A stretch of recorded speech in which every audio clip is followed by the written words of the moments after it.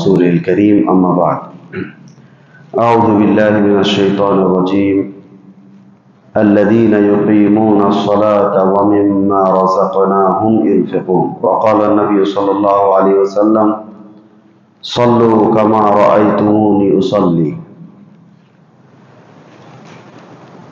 محترم حاضرین، آج نماز کے طریقے کے تعلق سے کچھ باتیں عرض کروں گا۔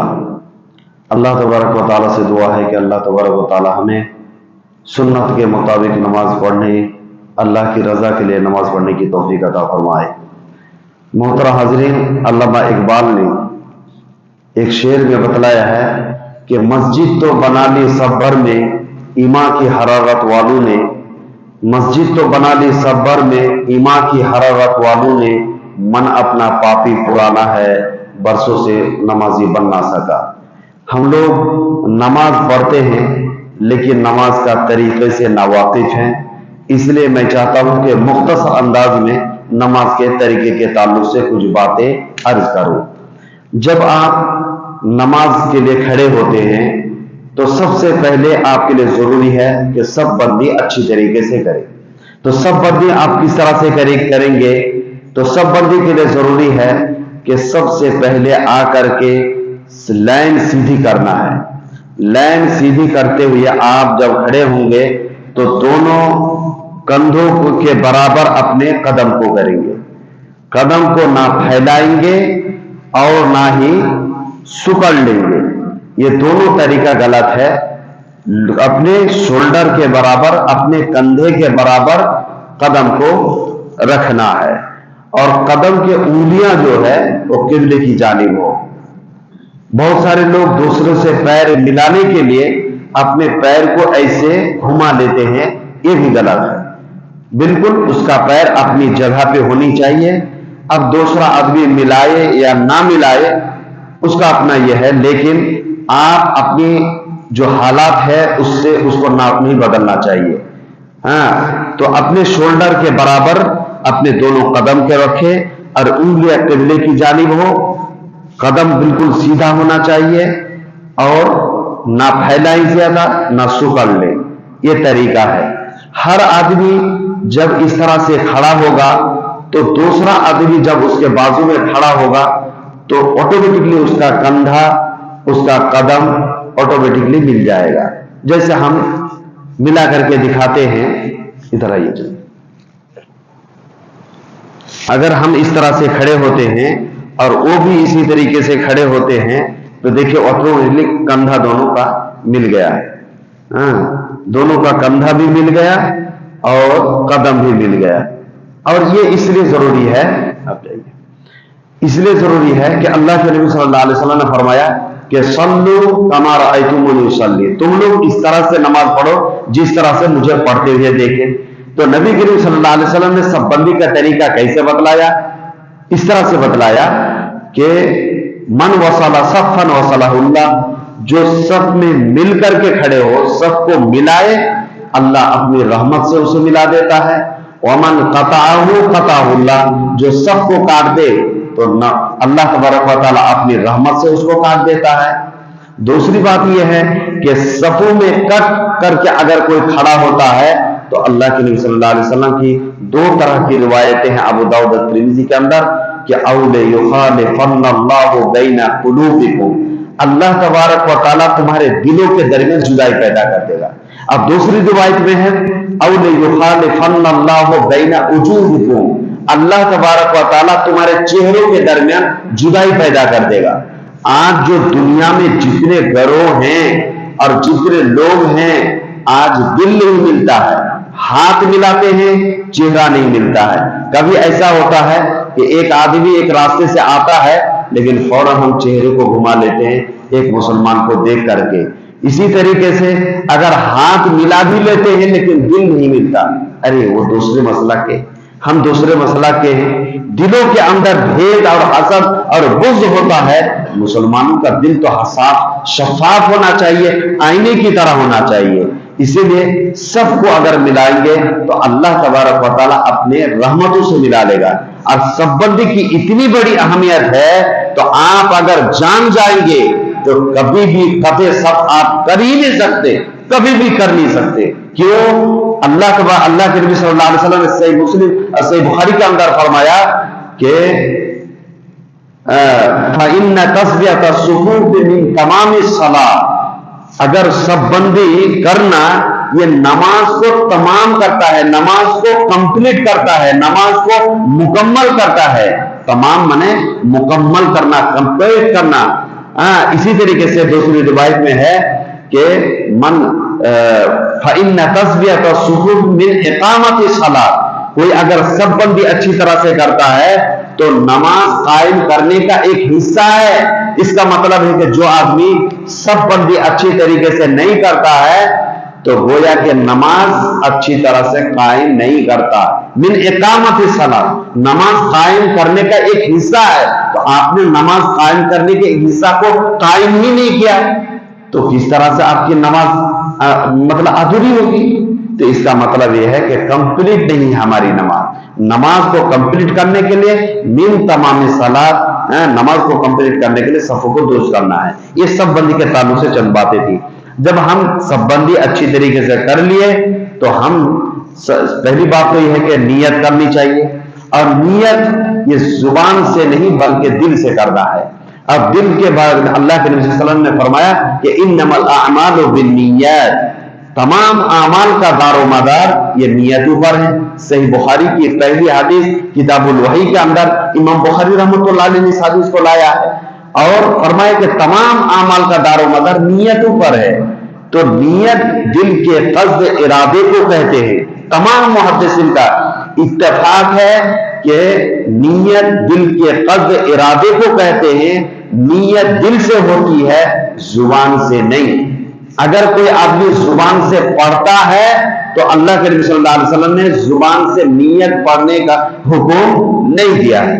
اللہ کے نبی صلی اللہ علیہ وسلم نے پوری زندگی کے اندر, صحابہ کرام کی پوری زندگی کے اندر, احادیث کی کتاب میں اے سے لے کے زیڈ تک جتنی بھی دنیا کی حدیث کی کتاب ہے, کسی بھی حدیث کی کتاب میں محدثین نے نیت پڑھنے کے تعلق سے کوئی روایت, ایک جھوٹی روایت بھی نہیں لایا, ایک جھوٹی روایت بھی نہیں ہے, بلکہ نیت کرنے کے تعلق سے حدیث لے کے آئے ہیں. تو نیت کرنا ہے, نیت پڑھنا نہیں ہے.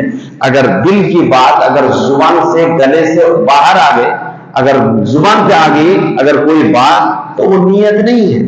آپ تو بات کر رہے ہیں, آپ تو اقرار کر رہے ہیں. اس کا مطلب یہ ہے کہ اللہ کے نبی صلی اللہ علیہ وسلم کے طریقے کے مطابق یہ بات نہیں ہو رہی ہے.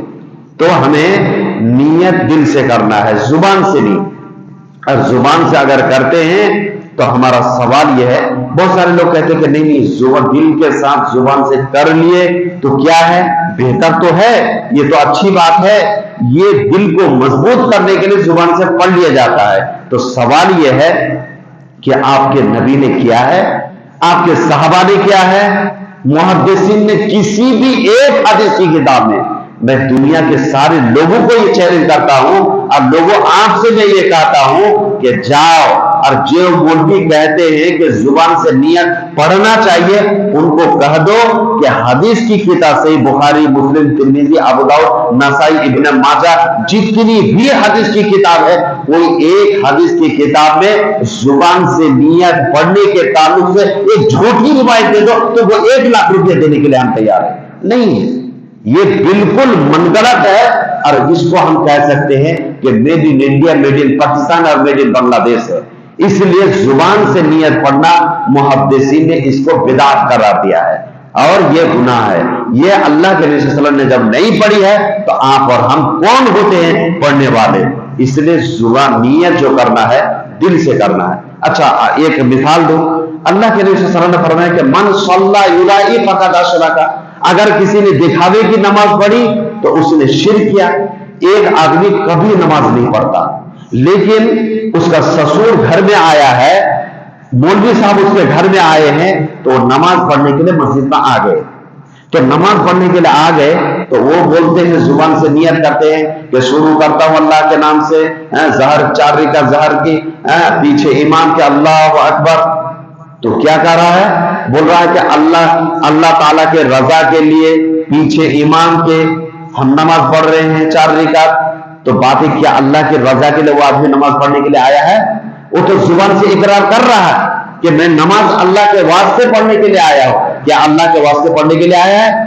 بولیے نہیں، اللہ کے واسطے پڑھنے کے لیے نہیں آیا. وہ سسر کو دکھانے کے لیے آیا ہے. وہ تو مولوی صاحب اس کے گھر میں آئے ہیں اسی لیے نماز پڑھنے کے لیے آئے ہیں.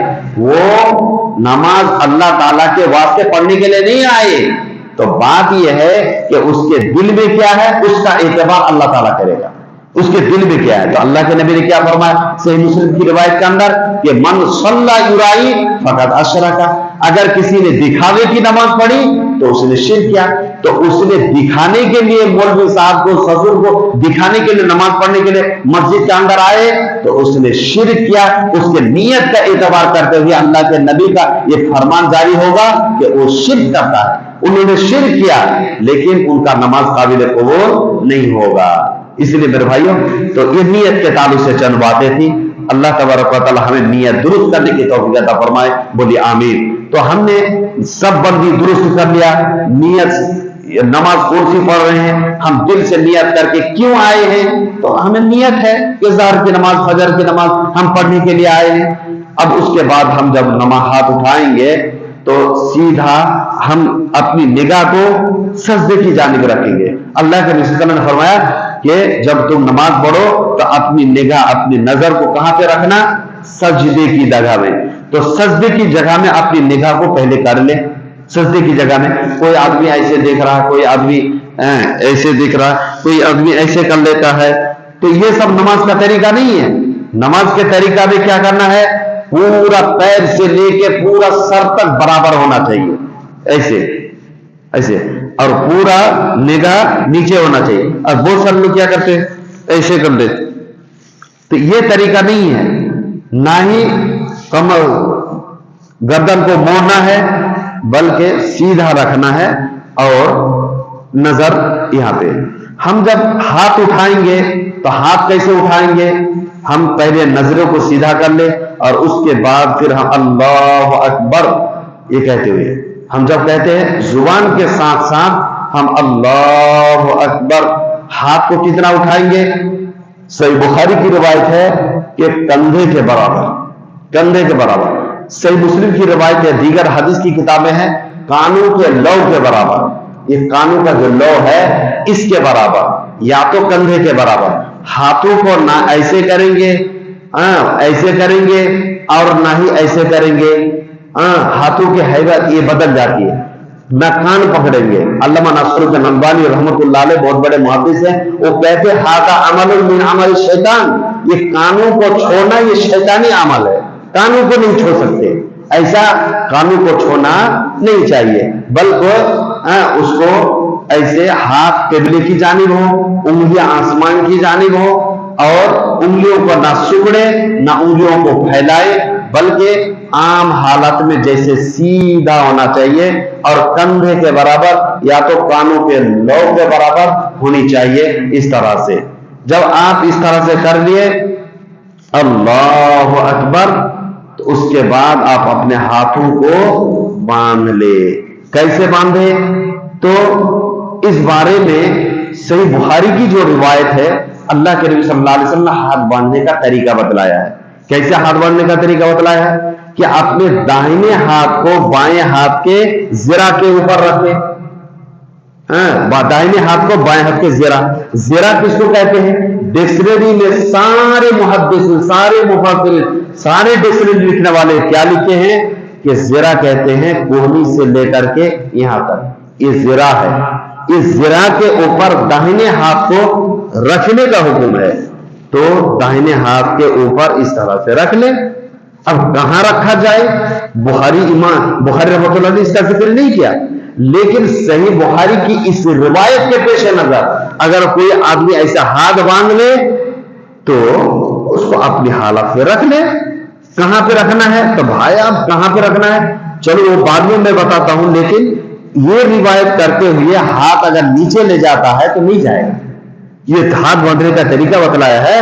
اب نیچے لے جائے تو نہیں جائے گا, تو وہ ہاتھ اس طرح سے رکھ لے. ایک طریقہ ہوا صحیح بخاری کے حوالے سے, ابو داؤد کے اندر, مسند احمد کے اندر, دارقطنی کے اندر اللہ کے نبی صلی اللہ علیہ وسلم نے فرمایا کہ صحابی کہتے ہیں حضرت وائل بن حجر رضی اللہ تعالیٰ عنہ, دیگر صحابہ کرام سے مروی ہے کہ داہنے ہاتھ کو بائیں ہاتھ کے زرا کے اوپر رکھ کر کے اسے سینے کے اوپر باندھ لے, اعلی صدری, سینے کے اوپر رکھ لے.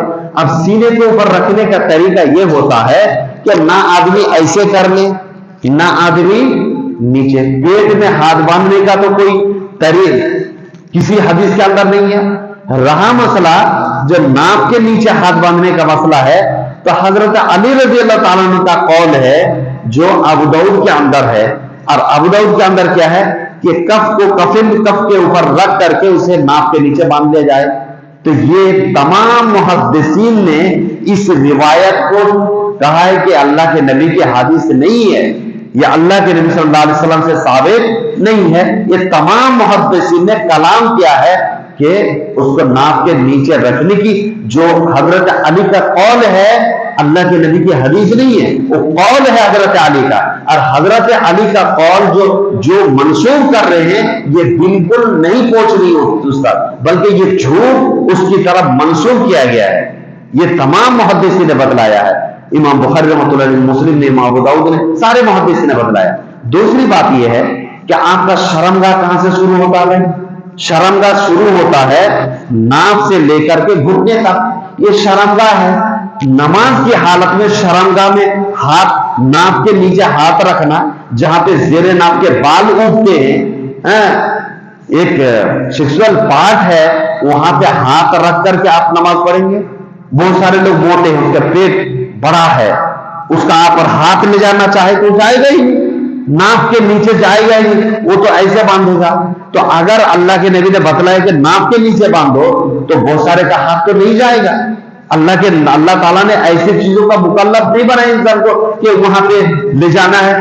تو ناف کے نیچے ہاتھ باندھنے کی کوئی صحیح روایت موجود نہیں ہے, بلکہ صحیح ہاتھ, دائنے ہاتھ کو, سیدھے ہاتھ کو بائیں ہاتھ کے اوپر رکھ کر کے, یا تو دوسری روایت ابو داؤد کے اندر ہے کہ دائنے ہاتھ کے یہ جو جوڑ ہے, کلائی ہے, وہ بائیں ہاتھ کے کلائی کے اوپر رکھے. یہ تو ایسا بھی اگر رکھتے ہیں تو بھی ذرا کے اوپر آ جائے پورا, تو ایسے رکھ کر کے اس کو ایسے ہم یہ کر کے سینے کے اوپر رکھ لیں, اس طرح سے سیدھا. اور اس کے بعد پھر اللہ, جو نماز میں دعائیں ہیں, ثنا, الحمدللہ, اور اس کے بعد پھر دوسری شورا, یہ پڑھنے کے بعد ہم جب رکوع میں جائیں گے تو رکوع میں جانے کی کیفیت یہ ہونی چاہیے کہ اللہ, ہم اللہ اکبر کہتے ہوئے ہم جائیں. اللہ, وہی اسی طرح سے کندھے کے برابر یا کانوں کے لو کے برابر ہاتھ اٹھانا ہے. اللہ اکبر. اب جب ہم رکوع میں چلے گئے, ہمارا سر, ہمارا پیٹھ, ہمارا کمر یہ بالکل برابر ہونا چاہیے, ایک دم بالکل. اس کے اوپر پانی اگر رکھا جائے پیٹھ میں تو بالکل نہ گرے. ایسے یہ کرنا یہ بالکل غلط ہے. بہت سارے لوگ ایسے بالکل جھک جاتے ہیں, وہ سوچتے ہیں کہ میں بہت نماز میں خشوع کرتا ہوں, تو نماز کی حالت میں ایسے ایک دم جھک جاتے ہیں, بالکل غلط ہے. بلکہ اس کو برابر رکھنا ہے. اور اپنی نگاہ کو کہاں پہ رکھنا ہے؟ تو بہت سارے لوگ پیر کی طرف کرتے ہیں اور بہت سارے لوگ ایسے کرتے ہیں, تو اس کا سر تو اٹھ گیا. ایسا نہیں, بلکہ اپنی نظروں کو سیدھا سجدے کی جگہ میں ہی رکھنا ہے. تو اس طرح سے ہم سجدہ کرتے ہیں, اور اپنے ہاتھ سے گھٹنوں کو ایسے پکڑ لے, ایسے اچھی طرح سے پکڑ لے, نہ نیچے رکھے اور نہ ہی ایسے رکھے, بلکہ گھٹنے کو پکڑنے کا حکم ہے. ایسے گھٹنے کو پکڑ لے اور سیدھا سجدے کی جگہ میں دیکھتے ہوئے سبحان ربی العظیم, اور اس کے علاوہ سبحانک اللہم ربنا وبحمدک اللہم اغفر لی سبح قدوس رب الملائکۃ والروح. اس طرح کی بہت ساری دعائیں ہیں, آپ پڑھ سکتے ہیں. تو اس طرح سے جتنا مرتبہ سبحان ربی العظیم کتنا بار پڑھنا ہے؟ 1 سے زائد مرتبہ. 3 سے زائد مرتبہ آپ پڑھیں، لیکن کم از کم 1 مرتبہ پڑھ سکتے، صحیح روایت سے ثابت ہے۔ جو 3 کی تعداد یہ کرتے ہیں، بہرحال اس کے اوپر محدثین نے کلام کیا ہے، لیکن کم سے کم 1 سے زائد ہونا چاہیے۔ اب کہتے ہیں کہ جوڑ ہونا چاہیے، یعنی جھوٹ تو نہیں ہونا چاہیے، یہ غلط ہے۔ جتنا بار بھی، گننے کا حکم نہیں ہے، جتنا بار بھی پڑھ سکتے ہیں۔ تو ہم نے جب رکوع کر لیا اس طرح سے سیدھا، اور پیٹھ، کمر اور سر برابر ہے، تو پھر اس کے بعد ہم جب اٹھیں گے تو سمع اللہ لمن حمدہ، ہم اٹھتے ہوئے سمع اللہ لمن حمدہ کندھے کے برابر یا کانوں کے لوگ برابر اٹھا کر کے اپنے ہاتھوں کو گرا لے یا تو سینے کے اوپر باندھ لے۔ سب سے بہتر طریقہ یہ ہے کہ جس طرح سے ہم پہلے حالت میں تھے اسی طریقے سے ہو جائے، یہ بہتر طریقہ۔ لیکن اس تعلق سے کوئی روایت نہیں ہے، اسی لیے محدثین نے، علماء نے اختلاف کیا ہے۔ دونوں طریقہ جائز ہے، اگر کوئی ہاتھ کو چھوڑ بھی دیتے ہیں تو بھی جائز ہے، کوئی ہاتھ کو باندھ لیتے ہیں تو بھی جائز ہے۔ لیکن کچھ محدثین نے، جو محدثین گئے ہیں تو وہ زیادہ تر ہاتھ باندھنے کے تعلق سے گئے ہیں کہ چل ہاتھ کو، جس طرح سے نماز پہلے کیفیت میں تھے اسی طرح سے ہم پہلے کیفیت میں رہے۔ اس کے بعد سمع اللہ لمن حمدہ، ربنا ولک الحمد حمدا کثیرا طیبا مبارکا فیہ، یہ دعائیں پڑھنا چاہیے۔ اس کے علاوہ اور بھی دعائیں ہیں، اللہم ربنا ملء السماوات وملء الارض وملء شئت من شیء بعد اہل الثناء والمجد، یہ لمبی دعائیں ہیں، یہ بھی پڑھ سکتے ہیں۔ تو کم از کم سمع اللہ لمن حمدہ، ربنا ولک الحمد حمدا کثیرا طیبا مبارکا فیہ، یہ دعائیں نہیں پڑھتے آج مسلمانوں کے اندر، خالی صرف اتنا ہے، سمع اللہ لمن حمدہ بولتے ہیں ربنا ولک الحمد بس۔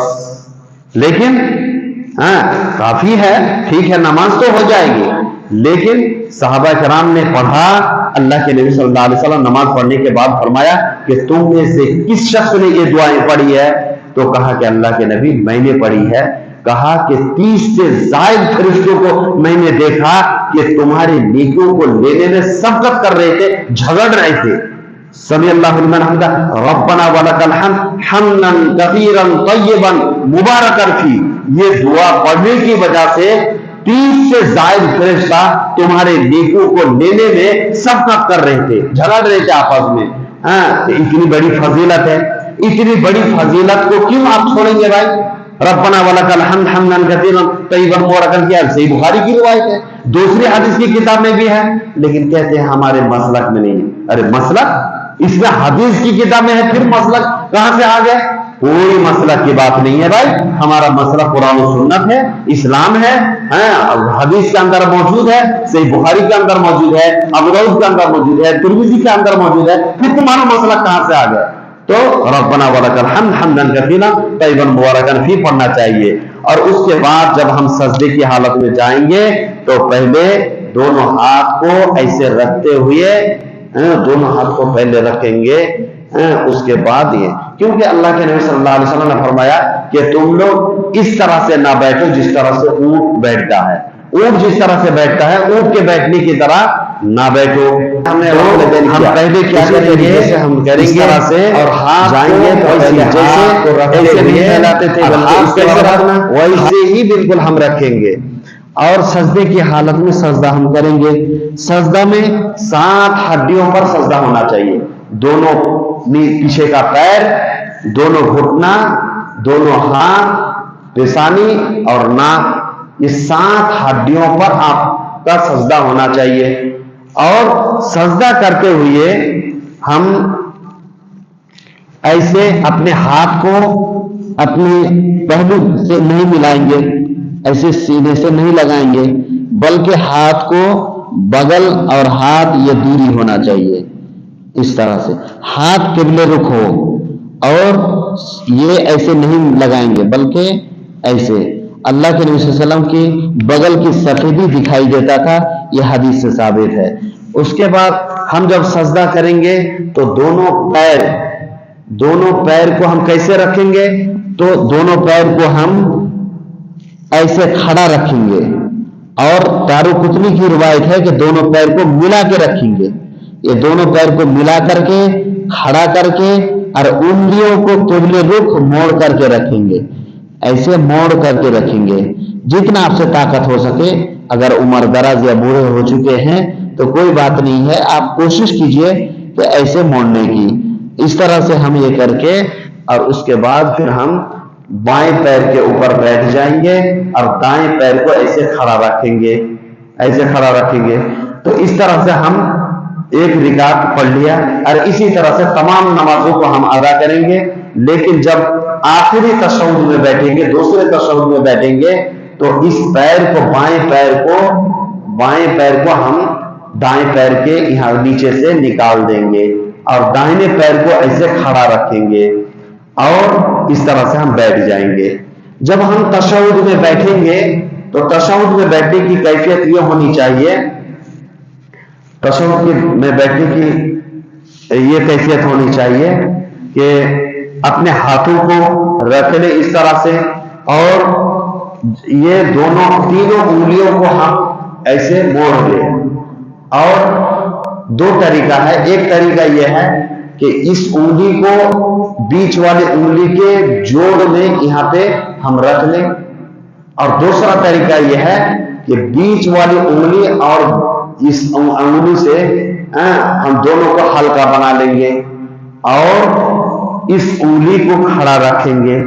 جب بھی ہم بیٹھیں گے ایسے ہلکا بنا لیں گے یا تو ایسے رکھیں گے، اور ایسے رکھتے ہوئے ابو داؤد کی روایت ہے، نسائی کی روایت ہے کہ ہم ایسے جب رکھ لیں گے تو اس کو تھوڑا سا جھکا کر کے ایسے قد احناہا، اللہ کے نبی صلی اللہ علیہ وسلم کیا کرتے تھے، ایسے جھکا لیتے تھے، اور اپنی نظروں کو سجدے کی جگہ میں نہیں بلکہ اس انگلی کے اوپر رکھنا ہے۔ ہٹ جی دیکھیں، اپنی نظروں کو اس انگلی کے اوپر رکھیں گے ایسے، اور ایسے حرکت دیتے رہیں گے۔ بہت سارے لوگ ایسے ایسے ایسے ایسے کرتے رہتے ہیں، بلکہ ایسا نہیں، بلکہ اس کو حرکت اوپر نیچے اس کو اٹھانا اور حرکت دینا، یہی حرکت ہے۔ اس کو تھوڑا موڑ کر کے، اور نسائی کی روایت ہے کہ اس کو تھوڑا سا موڑ کر کے رکھتے تھے اور اس کو حرکت دیتے رہتے تھے۔ ابو داؤد کی روایت ہے، دیگر حدیث کی کتاب میں ہے کہ اس کو شروع سے آخر تک حرکت دیتے رہنا چاہیے۔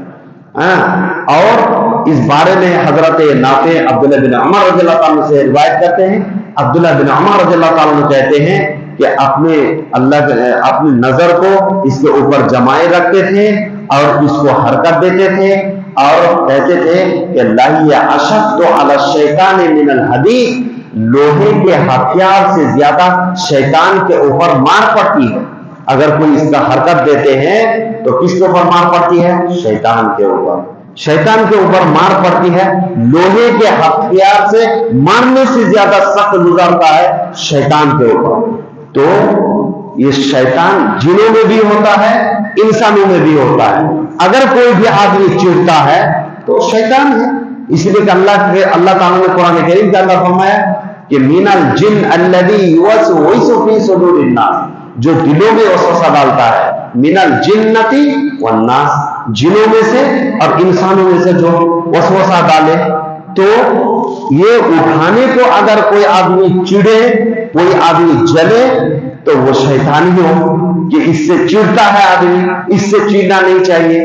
عبداللہ بن عمر رضی اللہ تعالیٰ کی روایت ہے، اور اللہ کے رسول صلی اللہ علیہ وسلم کا مصنون طریقہ ہے۔ اور سب سے بڑی بات تو یہ ہے کہ تذکرۃ الرشید، جو دارالعلوم دیوبند کی سب سے بڑی کتاب اور فتوے جو جمع کیا گیا ہے، تذکرۃ الرشید، یہ دارالعلوم دیوبند کی سب سے بڑی کتاب ہے فتوے کی، تذکرۃ الرشید۔ اس کتاب کے پہلی جلد صفحہ نمبر 74 دوسری لائن کے اندر ادارہ اشاعت پرائیویٹ لمیٹڈ دنیا سے جو چھپی ہے، اس کتاب میں بتلایا گیا ہے، امام اشرف علی تھانوی رحمۃ اللہ علیہ کہتے ہیں کہ مجھے اس مسئلے میں تردد تھا، پہلے شک تھا، لیکن جب میں نے حدیث کی کتاب کو دیکھا تو مجھے معلوم پڑا کہ شروع سے آخر تک حرکت دیتے رہنا چاہیے۔ تو یہ کوئی اختلافی مسئلہ نہیں، یہ تو حدیث سے ثابت ہے ہی لیکن یہ دوسرے مسلک میں بھی یہ چیز ہے، اہل حدیث میں بھی ہے، دیوبندی کے علماء نے بھی فتوا دیا ہے، حنفی علماء نے بھی فتوا دیا ہے۔ اب اگر کوئی آدمی نہیں مانتا ہے تو وہ اپنے نلا علمی ہے، اس کا اپنا قصور ہے، لیکن نبی کریم صلی اللہ علیہ وسلم کا یہ عمل ہے کہ اس طرح سے رکھ کر کے اس کو حرکت دیتے رہنا چاہیے شروع سے آخر تک، اور اس سے شیطان کو مار پڑتی ہے۔ اور اس طرح سے ہم پھر جب اتحیات اور درود شریف اور دوسری دیگر مصنون دعائیں ختم ہو جائے اس کے بعد ہم سلام پھریں، السلام علیکم ورحمۃ اللہ۔ تو سلام پھرتے ہوئے علماء فرماتے ہیں، محدثین کہتے ہیں کہ سلام پھرتے ہوئے السلام علیکم، السلام علیکم ورحمۃ اللہ، السلام علیکم ورحمۃ اللہ۔ اپنے چہرے کو دائیں اور بائیں موڑ کر کے سلام پھرے۔ سلام میں یہ طریقہ ٹھیک نہیں ہے کہ بہت سارے لوگ کیا کرتے ہیں، السلام علیکم ورحمۃ اللہ، السلام علیکم ورحمۃ اللہ، اس طرح سے چہرے کو جھکا کر کے یہ کرنا، یہ بھی طریقہ درست نہیں ہے، بلکہ آپ ایسے رکھے ہیں چہرے کو اور اس یہاں پہ نگاہ ہے آپ کی، جب آپ موڑیں گے السلام علیکم ورحمۃ اللہ، السلام علیکم ورحمۃ اللہ، تو آپ کی نماز کمپلیٹ ہو گئی۔ اللہ کے نبی صلی اللہ علیہ وسلم نے فرمایا ہے کہ صلو کما رأیتمونی اصلی، تم لوگ اسی طرح سے نماز پڑھو جس طرح سے مجھے پڑھتے ہوئے نماز تم لوگ دیکھ رہے ہو۔ تو ہمیں نماز وہ پڑھنا ہے جو نبی کریم صلی اللہ علیہ وسلم نے پڑھی ہے، جو محمد صلی اللہ علیہ وسلم نے نماز پڑھی ہے، محمدی نماز ہمیں پڑھنا ہے، نبی کریم صلی اللہ علیہ وسلم کے طریقے کے مطابق نماز پڑھنا ہے۔ نبی کے زمانے میں کوئی نماز کوئی 2 3 4 5 طریقے سے نہیں تھا۔ نبی کے زمانے میں کون تھا؟ کوئی امام تھا، کوئی علماء تھا، کوئی نہیں تھا۔